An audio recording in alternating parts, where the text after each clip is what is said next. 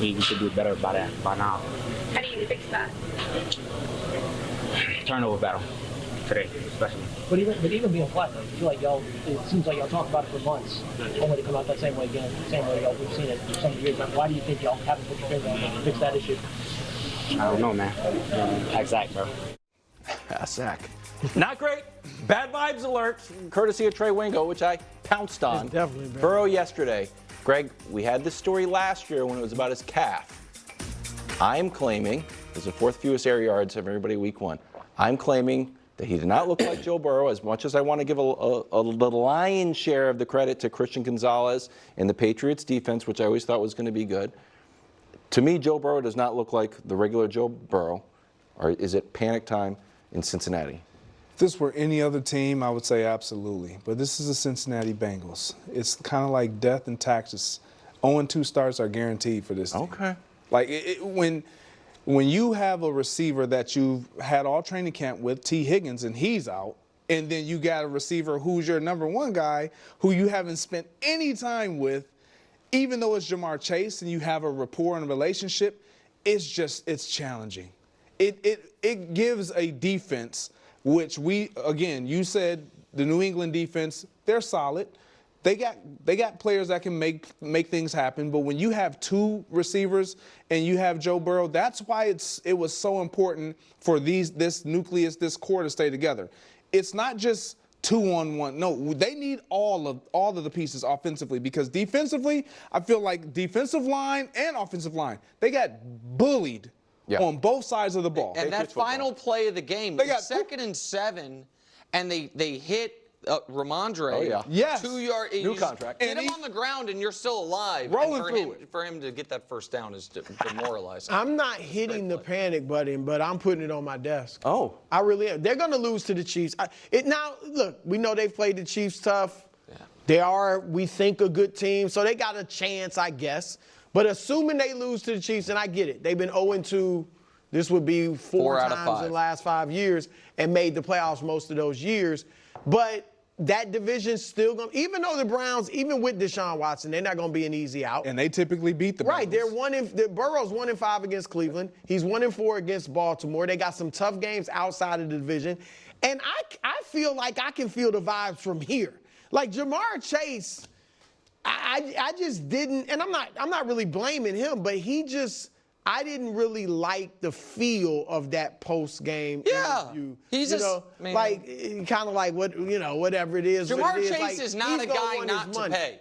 Jamar Chase is not going to be like, I'm going to be a good soldier. Yeah, especially if the losses start racking up. And I don't, listen, I want to be clear. I don't blame Jamar Chase. I have a feeling, especially, back when I was his age, if I was that good at something and people weren't paying me, I'd probably be a bigger jerk than I think he, So I'm not judging him for it. Right. But there are certain guys that I think their disposition, and you're like, okay, he's going to be annoyed, but it's going to be fine. He's not going to say anything. Jamar is the opposite of that guy. Jamar is going to be a problem. I am not doubting T. Higgins' hamstring injury. Here we go. Ooh, I was going to.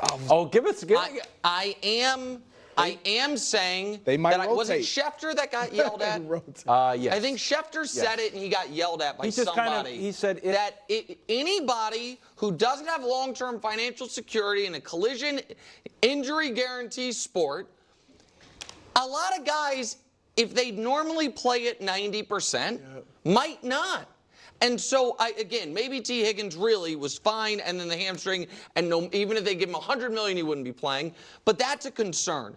All of this is a concern for Cincinnati, and the Bengals are always okay. And again, I think they're going. I believe in Joe Burrow. I thought he played terribly in this game. But there's a reason they're on the road in round 2 every year they're in the playoffs because of these slow starts. But go ahead on the T. Higgins. I would not be surprised if we clearly saw T. Higgins was out week 1, then we might see Jamar Chase out week 2 and T. Higgins in. Look, I don't care how great of a relationship and rapport that the three of them have, T, Jamar, and Joe Burrow. The fact is, you paid Joe. We're part of the reason why you pay him and why he's so successful. And now it's our turn, and you're not going to – you know what? And this is where, again, you can call it whatever you want. Yes. Is it selfish? Absolutely. Sometimes you have to be selfish in order to move the needle, in order to get what you deem is value to you and what you bring to the table. And what I believe these two are going to do all season long, you hit it. Jamar Chase is he's not the one that's going to go along with the tune and sing and smile and put on faces. Guys. Nope, that's not going to be him. We see that. Yeah. He is going to be a problem. And if he's not getting the targets, why am I out here?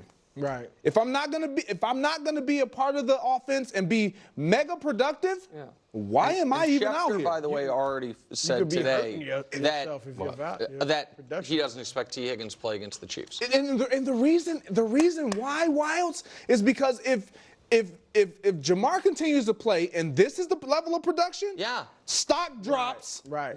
Even though we know the type of player he is. If T. Higgins goes out there and he plays and this is who they are, stock drops. Even though we know the type of players they are, they're going to be knocked down a notch, and they're not trying to experience that. Christian Gonzalez still bottled everybody up, though, right? Yeah, he's a player. He's a player. Cowboys clobber Cleveland. Micah dominated an overwhelmed Brown squad, 9 pressures, 5 QB hits, 4 tackles, tip ball led to an interception. Cowboys put up 33. Here's Mike McCarthy. Excellent win, especially going on the road, coming up here with a great football environment. I thought we started the first half, thought we played well, did little things. Second half was sloppy. So good win. Anytime you win by, 3 scores, and you have a lot to correct. So that's where we're at. But, we talked about being a better road team, and we got off to a good start. Okay, in the first hour, Brew gave the Cowboys an A for his weekly grade. Were you equally as impressed? Yeah, I think Brew's credibility as a football professor would have come into question had he not given them an A. There's only one grade. I think that they deserve an A in every phase and every facet of the game. I thought that the offense was excellent when it needed to be, and then I thought they went in kill the clock mode, don't make any big mistake and give Cleveland any life. And I've seen teams do that, and the yardage numbers don't look impressive, but I felt like they were in full control. I thought they were better than expected running the ball and just, fine. They weren't dominant running the ball. They didn't do what the Lions did or the Chargers did. They were fine. I thought their defense was utterly dominant. And I do think at this point, we now all need to acknowledge that, and this kind of plays into Brew's tomato cans thing to a degree, but with Micah Parsons and DeMarcus Lawrence, when they're both out there, bad offenses are going to get undressed by this Cowboys front. You know what I mean? Like they are just, their D front can just win a game. The Cowboys special teams also gets an A. Their coaching gets an A. I thought they were excellent all the way around. And I think that it should be noted that this is a Browns team that last year was very good at home and the best defensive team in the league at home. Now, you and I think they're going to stink this season. I get that.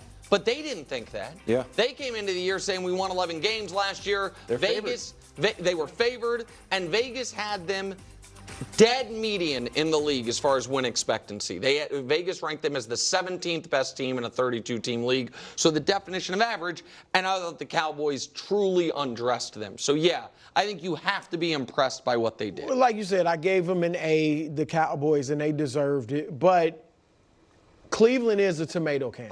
You put them on tomato can. With Deshaun Watson at quarterback, they're a tomato can. And we'll get to Deshaun.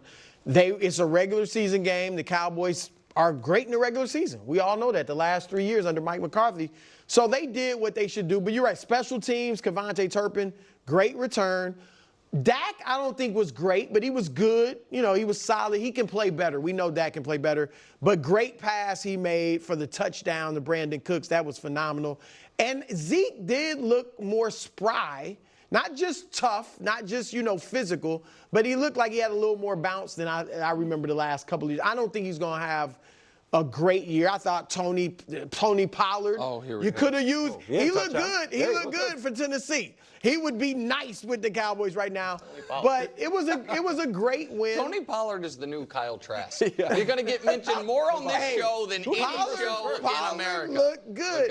And to your point, Nick, no team that defense is good. Obviously, you got Myles Garrett leading the way. No team went in there and scored 30 points last year. Yes. The Cowboys did it. I just think that, and Greg, you know, like, after when your offense is giving you nothing, especially against a good team, I think that just wears the defense down gradually. And Cleveland, that's what's going to happen to them throughout the course of this season. Yeah, that's why I was very impressed, and largely because of all the reasons why that one could have potentially had concerns going into this season, into this regular season game opener, with CeeDee Lamb